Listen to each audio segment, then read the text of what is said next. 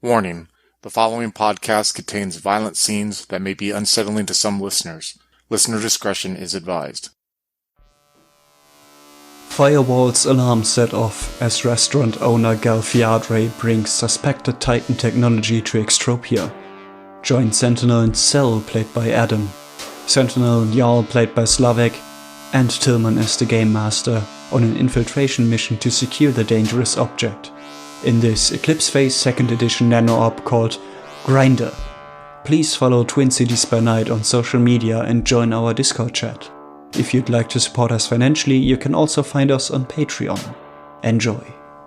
Welcome everyone to an Eclipse Phase nano-op. This is Grinder, one of the introductory scenarios that they released with the 2nd edition book. Today I have Adam here playing Eclipse Phase for the first time. Yeah, real excited about this. And as a sidekick, Slavek will join him. The game takes place on Extropia. That's the setting we already established in the Black Spot, but I'm going to give a brief introduction again. Extropia is built into a hollowed-out asteroid in the main belt.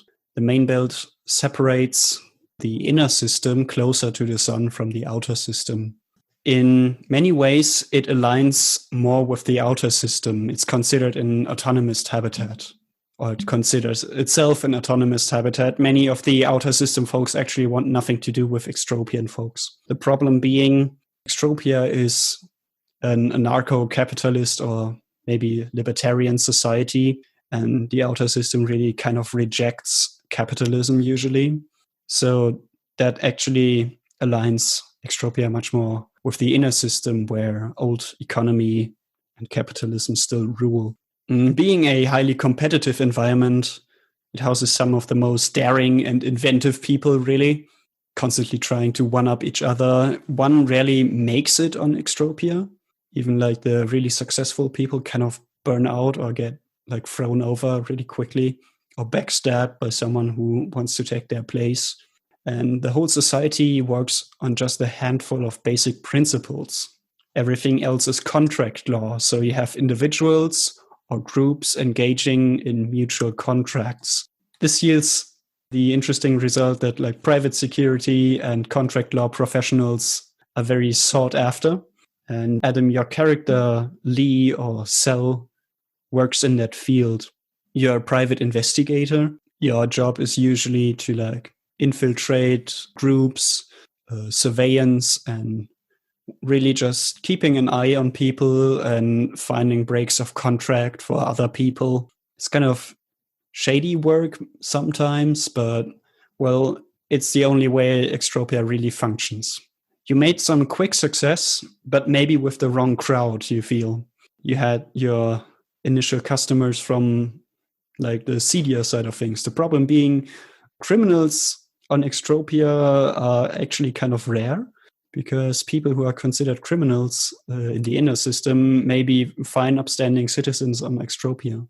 You see, they form their own subculture, and in their own subculture, they have their own code of conduct and engage in contracts, and as long as everyone agrees to the rules, it's usually fine. But you found you had like a lock-in experience, and you wanted to get out and branch out maybe. And there was a helping hand. You had a new customer by the name of Waters, and immediately he struck you as very different to the criminals or, well, simple people you were around before. And they were always like trying to bring that new designer drug to the market or trying to steal the new morph design and like undercut other people with prices. Was always making a quick deal and being the first to market and just being quicker and backstabby. Waters seemed to be concerned with very different things. He's concerned with security. He only ever gives you his like nickname. You have never met him in the physical world, only ever in simul space. And he usually portrays as male there, but that's really the only things you know about him in the beginning. But you get the feeling he like knows people. He knows the movers and shakers of Extropia.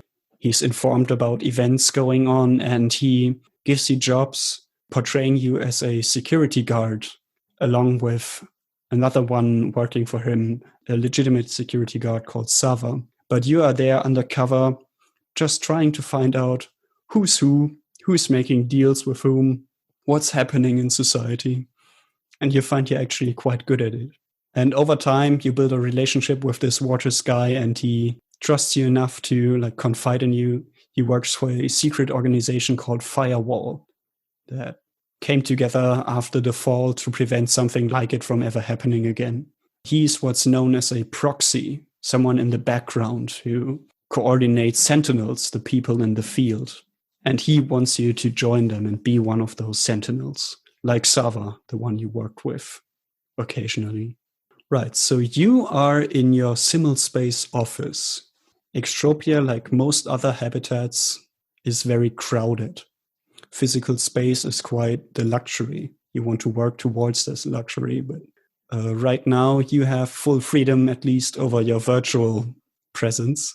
So why don't you explain us how would Lee or Cell appear in this virtual office? So this virtual space basically resembles the nicest Chinese restaurant you could possibly imagine. She's sitting on this pillar that is in the middle of this koi pond, and there's all sorts of beautiful fish that are swimming, circling around her. She very much has like this very tranquil atmosphere, relaxing music, maybe the sound of harps. And there's a lot of gold ornaments and like fine architecture that has a very, like, I want to say Asian flair. It does look like a place where people would eat. There's tables around. It's maybe based off of a memory or a idea that she's just kind of gone away with. Right. As you're sitting there, just relaxing, you're not really expecting clients right now. Just leaning back a little bit, enjoying, well, what you created for yourself right now. Just the atmosphere, the gurgle of the water, the soft breeze, place with the paper lanterns on the balcony of the restaurant in the background. You hear a voice behind you. Cell, will come talk to me. It's urgent. Cell will kind of just snap to. She's a little bit caught off guard by this voice behind her, and she'll try to just turn around as quickly as possible. The pillar that she's sitting on, it's just very much just like a horizontal pillar. So she's trying to be mindful to not fall off of it into the water, which isn't deep, maybe just up to the ankles. But, even so, she doesn't want to fall in, even though it's not real water. It's just more of a reaction. And she'll turn to face the voice. Yeah, behind you, you see someone who would fit right in with this atmosphere. You'd probably take him as like a waiter, a short man, Chinese features. He wears black pants, a very long, like linen cloth shirt, white. It doesn't have a collar, only a few buttons on the top, and then it's just pure cloth. It isn't completely separated. His very short black hair, somewhat of a rounded, flat face that is made even more obvious by him wearing like perfectly circular glasses. And you know that this is the appearance of Waters, your contact with Firewall usually. And he like waves you over to the desk area in front of the restaurant, like the outside desks. Please come sit with me. I step down off the pillar and I go to where he's motioning for me to sit. And this is probably where we usually have these sorts of talks and conduct these sorts of, have these sorts of conversations. We usually just like sit at the same table or whatever. So I know exactly I know exactly where I'm about to go and where he's about to go. And we're just going to go like hash it out. As you get closer though, you can see a look of concern on his face. And that's new. You always take Waters as someone who's very collected. And right now he seems to be in like some sense of urgency, like he is sitting down already and he like materialized, like a tablet to show you some stuff on. This being simul space, there's some level of control over things around you. So he says, look, I'm really sorry that I'm just like waltzing here and asking you for your time right now, but it's really important. Okay. Let me see if I can set it up here. He plays back a short clip, like a video clip, and you see the backside of a person, a woman with very like colorful hair. It's mostly black, but it has like these really striking highlights, light blue and purple. And she's holding a blue container, maybe the size of like a basketball. And she opens it up quickly, closes it again, and then the clip stopped. That's it. This was given to me by an informant of mine. It doesn't look like much, but what she did right there, this person, is very important right now because it's the only reason I'm alarmed, really, and it's good that I'm alarmed. As she opened that container, one of our sensors went off. Inside there's some sort of Titan technology. It could be immensely dangerous, and I need you to find it. Look, this woman right here, this is Galfiadre. She's a restaurant owner here in Extropia, and she always has these trips with a shuttle to like traveling salespeople. She's always looking for like exotic ingredients from all over the solar system. And we wouldn't have noticed really if she didn't open that box. And now we have very little time. I'm fairly certain she's bringing it into a restaurant as we speak. And she's probably going to do something with it and serving some kind of food based on it. I don't know. Maybe it's some sort of device she thinks is going to help her with her cooking. I really can't tell, but I need you to like get in there and grab it and destroy it if you can, you know. I can't say what it's going to do, but I really think it's going to be very bad. Cell will just be sitting there. She kind of scratches her head and she's silent for a moment.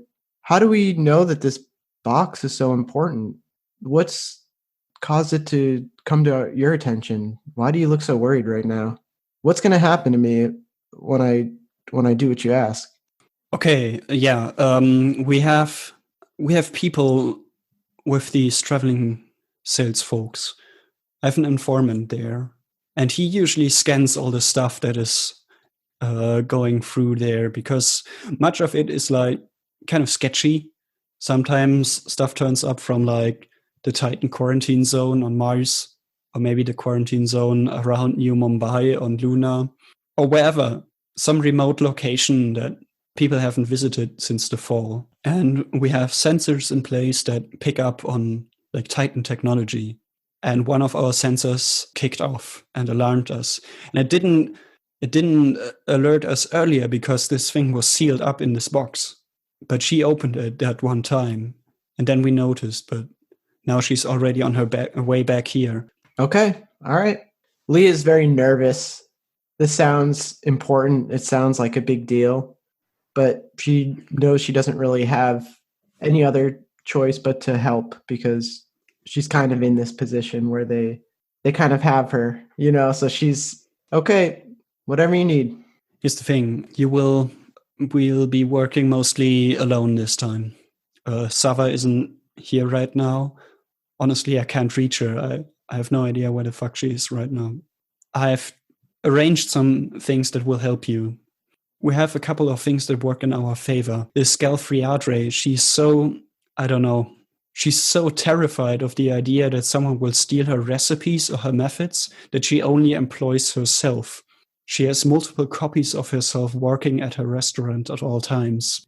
And she always uses the same morph. And her being somewhat famous in the scene, I got a copy of that morph, like a clone on the bootleg market. I will need you to sleeve into that morph so you can get into a restaurant, hopefully undetected. And look, don't take this the wrong way, but since this is so important, I'm going to team you up with someone who is much better than you in like information security. Well, that's a relief. I'm kind of worried. I'm just supposed to go in as a copy of this woman and expect to blend in with the other copies? Seems like kind of a long shot if you ask me. It is a long shot, but it's a Hail Mary, honestly. It's the only chance we have right now to get this blue container. All right. Look, I trust you. But I need to stress how important it is that you actually get this done by any means necessary. If you get arrested after the fact, no problem. I bail you out, whatever. And anything else, I will make sure that no harm comes to you after the fact. Just get it done. Won't be an issue. I'm on it, boss. And she puts her hand out to shake. She's trying to feign confidence right now.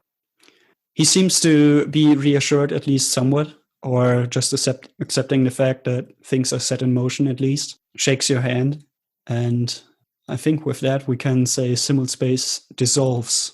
You're probably not, gullible or stupid, so you don't send your main self to sleeve into that morph. Instead, you probably send an alpha fork.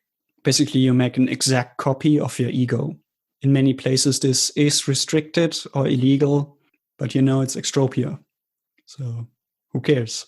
You have a hard time telling how much time passes over sleeving into a morph, because there's like a period where your ego goes basically into sleep mode and the morph then wakes up. And as you awaken, you find yourself in a very small room, really not much of a room to speak of. It's like a changing closet or room in a clothes shop. And sleeving morphs is honestly nothing more than that. You could, if you wanted to, change them on a daily basis. You're strapped to the wall. This being a microgravity environment, Extropia, you're constantly floating around as if you are underwater. So I come to, this is basically just a matter of I leave simul space and I wake up in this new morph, basically. It's just like that kind of a quick process. Yeah, I'm leaving out like details where you're like hooking up the connection over the mesh network. But yeah, you're sending yourself into this body. So I just come to, and there's of course that second where I'm just looking at myself, trying to gauge this new body and this new morph that I'm inhabiting right now. And just, I'm strapped down right now, so I can't really use my movement to try it out and get acclimated, but I'm just trying to like visually get accustomed to the new body I'm in right now. Yeah, why don't you give me 2 dice rolls, in fact. The first is an integration test. You're trying to find how well you adapt to a new morph. And that's a somatics times 3. So on your character sheet, you have your base score for somatics. That's an aptitude. Your base score is 15. And you want to roll against your check value next to that, which is 45. So give me 1d100, please. You want to get under your 45 there. Yeah, 94. That's a no-go for me. Right. So that would actually be a superior failure. Normally, that would mean you get -10 on like every roll for this day. I'm not going to do that because you're the only player with a morph right now and it's going to suck big time. But for your role-playing, you can just remind yourself, this sucks. Like you really hate this new body. It's not, you're not adapting to it well. So I get like a body shock kind of where I'm just like, oh, like this, and it just like it doesn't feel right. Everything is like stiff. Your limbs feel like they're in the wrong place. You have the wrong height. You feel everything just is kind of off. Give me a second check now, and that's a stress test. You want to roll your willpower times 3, so that's a 40 for you. And by the way, 40 is the correct value. Normally you would have 30, but you have a bonus, and the total is 40. So that's going to be a 93 for me. God, why are you rolling so badly? Let's just get these bad ones out of the way right now. Okay, so this whole situation like sucks. Like everything Waters has told you, and now this shitty morph, like you feel so unprepared. It's just stressing you out big time. Give me another roll, 1d6 this time. And that's your stress that you take. Jesus fucking Christ. That'll be a 6. Great. So like what does stress come off of? Is that... It doesn't come off, you accumulate it. So under your next to your aptitudes under your mind stats, you have stress taken. The problem is it's over your trauma threshold. So you would, in fact, take trauma in the first scene of the game. Let's do it. It's a very unforgiving system here. Trauma can have a variety of effects. You could react with disorientation, or you could react with acute stress effects. Like, for example, fighting the source of trauma, which is difficult if it's your new body, or maybe like fleeing the scene or being catatonic. I think being catatonic would be a poor choice. I would say let's go with disorientation. I think Cell knows that as bad as this sucks, there's kind of no way out of this morph in the situation. She kind of has to see it through. So even if it feels like she has like motion sickness or whatever the fuck is going on, she's just going to have to try to roll with it, and hopefully this works out. Oh, right. But she is feeling stressed. She is feeling like, holy shit, shit could hit the fan because of this, you know? Again, by the way, that would give you a negative to all dice rolls. I don't want to do that because it would ruin your entire game. So we're not doing the cumulative effects until like maybe the end. Let's go back into the scene. And so you're still strapped to the wall. You're fighting with your own body. You're trying to move your arms to like the release of the straps, but you find you have like not the power to do so. You have a hard time coordinating all your limbs. It feels like there's too many of them maybe. So you just kind of give up and look down at yourself. You seem to be in like a paper thin overall, just like a protective cover for morphs. You're not even wearing clothing. You see that beside you there is a container with a glass door in it, and behind it is the clothing that you really would like to wear right now to cover yourself up. You can't reach it. And you look up and there's like a large mirror in this room. And you take in, well, your looks, your appearance. Your skin is very pale. And you appear to be female, so that's a plus at least. Your nose is small but pointed. You have these really strong dark brows and large eyes that you have a hard time adjusting to. Honestly, you feel like the person in the mirror must be like insane, and she's so wild-eyed and obsessed and unashamed of like looking at you. Your hair goes down to your neck. It's black, but it has these blue and purple highlights. There's something really weird in this room. There's a smell like lingering in the air of like tropical fruit, mangoes and pineapple maybe, but also like musky, like old basement. Looking around the room more, you know, there's an exit. There's no windows. The exit is just covered up with like a curtain. It's really like a changing room. This is all pretty shocking to take in. She's going to just try to calm herself down for a moment and try to figure out how she's going to get out of these restraints. I think she's realized by now that struggling and fighting is not going to get any good results. So she's trying to calm down, take a step back. She hates the look of this morph that she's in right now. It's scary to her. This environment is scary as well. It's like this woman looks like a witch or something, the way that her eyes in the mirror are glancing back at her. And there's just this feeling of like a body dysmorphia for just waking up as somebody else and not liking the results. So she's just trying to center herself and, okay, let's see. How do I get out of this? If I may. Oh, shit. Like, she's caught off guard by that. I don't know. Is it like a inner voice kind of type of thing? Yeah. Would she just, Like okay. in your head. I would say, Njal, you have the choice to appear in like cells and object display. So if you want, you can give like visual feedback in the inner eye. Right. Do I also have access, maybe like make her see like say an arrow or something like that? Sure, I think Like, you would go be this able way. to create any kind of augmented reality illusion. Right. That's why I went. Yeah, if I could augment reality. I get like Yeah, so a I'm- user interface now. Well, normally you'd get a news well, slave essentially, but since shit for all for InfoSec, you get me. Name's Nyao. I'll be working with you on this job. And the way I'm reading your vital signs, this is going swimmingly. Hey, stop. This is going to be just fine, all right? You're not helping. Well, fortunately for you, I'm not here to be your mental support.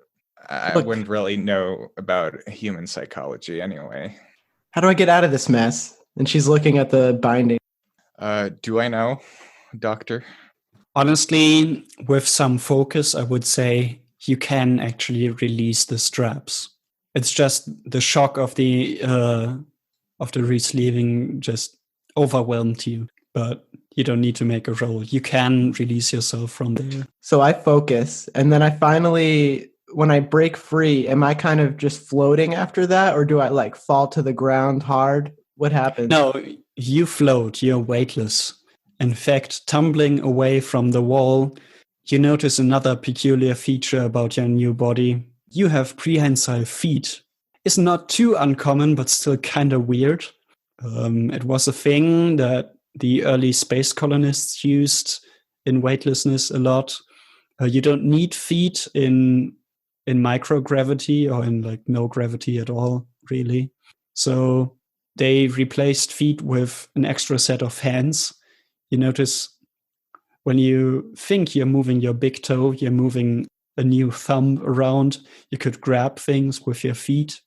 Your hips jut out at a weird angle, and you find you can move your legs much more freely than you're used to, almost like they're an extra set of arms.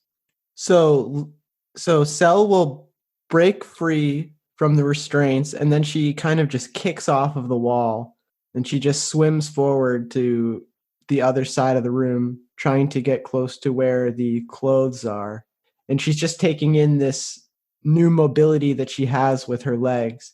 And she'll maybe just instinctively use her foot to grab something, maybe using her arms to grab something too, and just enjoying that sensation of, or probably not enjoying, I should say, experiencing that sensation of having three arms in this moment, using one leg to kind of like center herself or keep balance, and then using two arms and a leg and foot to try to like grab clothing or whatever.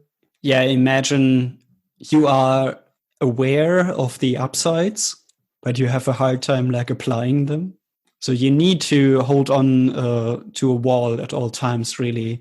Otherwise, you will be like slowly spinning constantly. So it's definitely a help to have like an extra set of hands, but it takes some getting used to right now. But you open up that compartment, and out drops, well, pretty much everything you have in your gear list. You have a set of smart clothing. This is basically clothing that changes shape. It's programmable if you want. But it has a preset right now that's already active.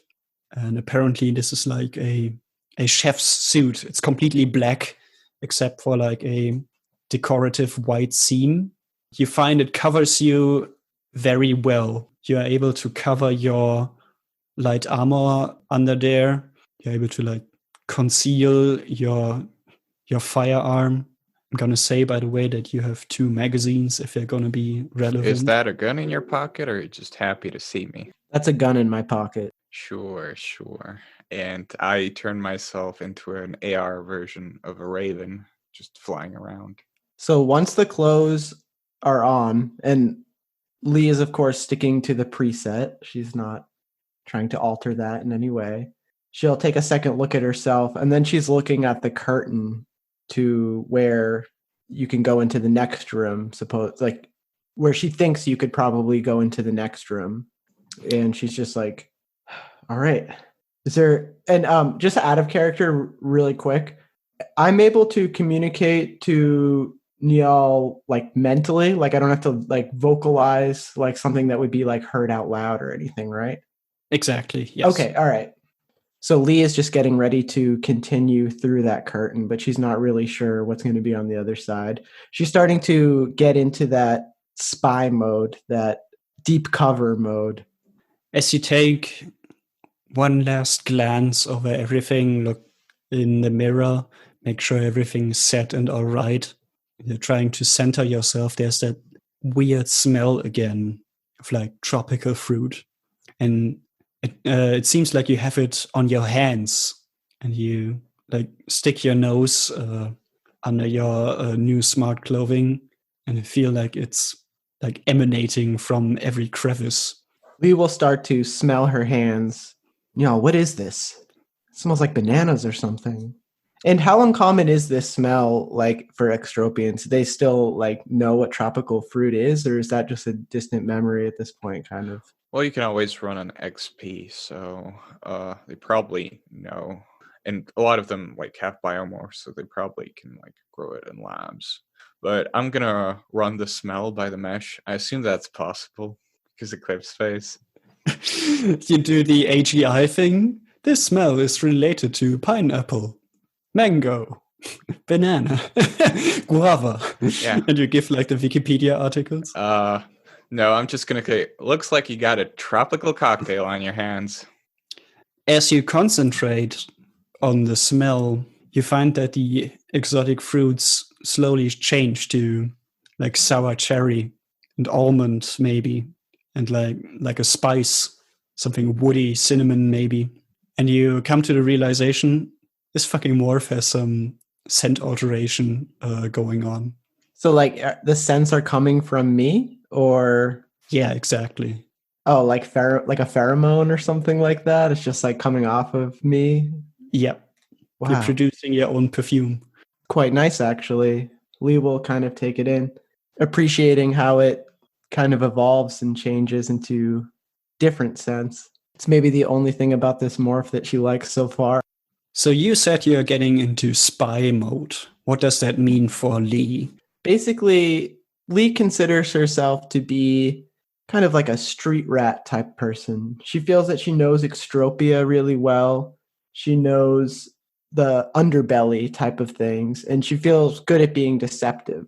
So the type of thing that she does with Firewall, she likes to view it as her being like a spy, her just using her natural skills, which are blending in, which are deception in her eyes. So she tries to build it up in her head as this deep cover Cold War spy type thing where she's jumped into this new persona, and it's quite literally a new persona because it's just a completely different body. So she always looks at it as an opportunity to do what she's best at and try to be somebody else, try to pull one over on somebody else. So you're all set as you can be in this situation right now. And you find you have like the information that Waters has given you in the simul space, you have that with you. You transported that with you into this new morph along with your ego. So you know you need to make it to the restaurant of Galfiadre. It's called Grind. And it's in a part of Extropia which is full of restaurants. They call it the Noodle. It's just like this area for like fancy people with lots of money to throw around. It's kind of an art form right now. You know, art is kind of in a weird situation in the world you live in because, well, everything is digital, really. Physical things have kind of lost in value, except maybe morphs. So physical art is in a weird position where only like really rich folks care about it. So where are we going, boss? Well, I say we try to make it to the restaurant. Say, what do you think is the best way to get there? Well, I don't really hang out in physical space, like, at all. You know, I'm more of a infomorph type of bird, fly free among the net, mesh. But I guess we can get a cab or something. Of course, I knew that. And at this point, Lee has walked through this curtain out of the room that she was in. And where am I now? Like, what do I see around me? Basically, some sort of hallway. You see various other rooms just like yours around you, some open, some closed. And you get a message from what appears to be like artificial intelligence management software. Thank you for your purchase. And it gives you like an invoice, and it says it's prepaid. You rented a morph and a sleeving service. And in the end, it says, please recommend our service on the social networks, etc., etc. Have a nice day. You don't really see any people around. You assume there's probably like staff on standby, but this is just an automated facility for sleeving and resleeving. So this is the kind of place where you get sleeved into your morph and then you just walk out of here in your new morph, basically. Essentially. Yeah, so I'm just going to be just casually walking out of the building, and I'm talking to Niall the whole time. And I'm just like, all right, so we'll get a cab, make our way up to the noodle. Yep. I'll leave the social hacking to you. Lee will crack her knuckles. If you enjoyed this game of Eclipse Phase, make sure to check out our other Eclipse Phase one-shots. We have several listed now and more to come soon.